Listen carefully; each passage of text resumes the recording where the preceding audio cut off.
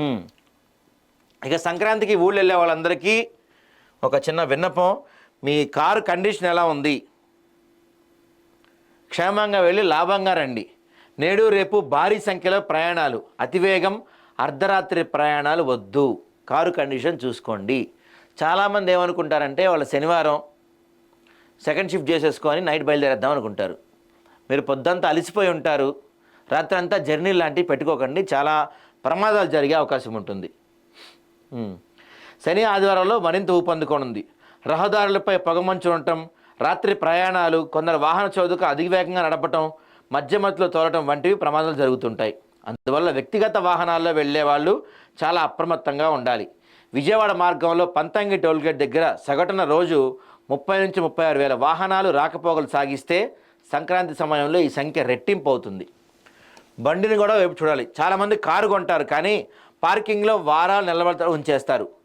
పండుగ ప్రయాణం అనగానే కారు తీసి బయలుదేరతారు. నెలల తరబడి కారు తీయకపోతే టైర్లు దెబ్బతింటాయి, ప్రమాదానికి ఆస్కారం ఉంది. 50,000 కిలోమీటర్లు తిరిగితే అడిగే టైరు 4-5 నెలలు కదిలించకుండా ఉన్న కార్ టైర్లు ఒక్కటే. బయలుదేరక ముందే కార్ టైర్ నాణ్యత, గాలి చూసుకోవాలి. మధ్యలో ఆగితే ఇబ్బంది లేకుండా స్టెఫ్ని కూడా పెట్టుకోవాలి. పిల్లలకు చాక్లెట్లు, బిస్కెట్లు ఇవన్నీ వదిలేస్తుంటారు. సెల్లార్లు, ఎరుకలు, పందికొక్కులు వాటిని తినేందుకు కారు లోపలికి వస్తాయి. ఇంజన్లో వైర్లను కొరికేస్తాయి. ఈ విషయంలో జాగ్రత్త పాటించాలి. పండక్కి దూర ప్రయాణాలు చేసేవారు కారు ద్విచక్ర వాహనాన్ని ఖచ్చితంగా ముందే సర్వీసింగ్ చేయించుకోవాలి. అసలు చలికాలం, పైగా బ్యాటరీ సమస్యలతో బండి ఆగిపోతుంటాయి. ఇన్బిల్ట్ కాకుండా కారులో ప్రత్యేక వ్యవస్థలను ఏర్పాటు చేసుకున్న సందర్భాల్లో బ్యాటరీ సామర్థ్యం తగ్గిపోతుంది. హై ఎండ్ కారులో అయితే ఏ సమస్య అయినా ఇండికేటర్ల ద్వారా తెలిసిపోతుంది. పాత కారులో అలాంటి సదుపాయాలు ఉండవు. ఊరికి వెళ్ళే ముందు బ్యాటరీ చెక్ చేసుకోండి. తర్వాత డ్రైవ్ చేస్తున్నప్పుడు ఫోన్ చాలా ప్రమాదకరం. ఓ చేత్తో స్టీరింగ్ తిప్పుతూ మరో చేత్తో ఫోన్ పట్టుకొని చాలామంది కార్లు తోలుతుంటారు. రోడ్డు ప్రమాదాలకు ఇదే ప్రధాన కారణం. నిద్ర వస్తే కూడా కాసేపు పక్కన ఆపి రెస్ట్ తీసుకొని పడుకోండి, ఇండికేటర్లు వేసుకొని, ఇబ్బంది ఏమీ లేదు. పెట్రోల్ బంకుల దగ్గర ఇంకా వేగం 80 దాటద్దు.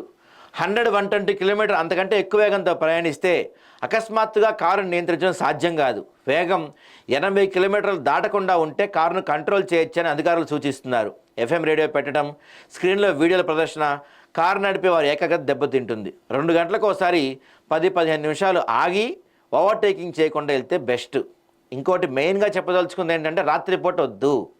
చాలామంది కాళ్ళల్లో రాత్రిపూట ప్రయాణాలు చేస్తుంటారు. రోజంతా పనిచేసి అలసటతో వారు రాత్రి డ్రైవింగ్లో తడబడే ప్రమాదం ఉంది. పైగా ఎక్కువ ప్రమాదాలు అర్ధరాత్రి 2 నుంచి తెల్లవారుజాము 4 గంటల మధ్యలో జరుగుతున్నాయని రవాణా శాఖ అధికారులు చెప్తున్నారు.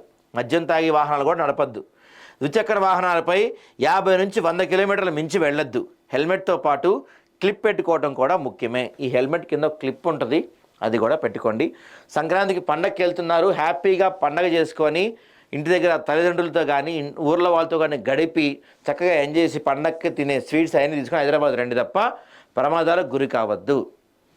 గోదావరికి మనల్ని ఎవరు పిలవనా గోదావరి పండగకి రమ్మని ఒక్కళ్ళు కూడా పిలిస్తే మనం కూడా పోతుండే కదా.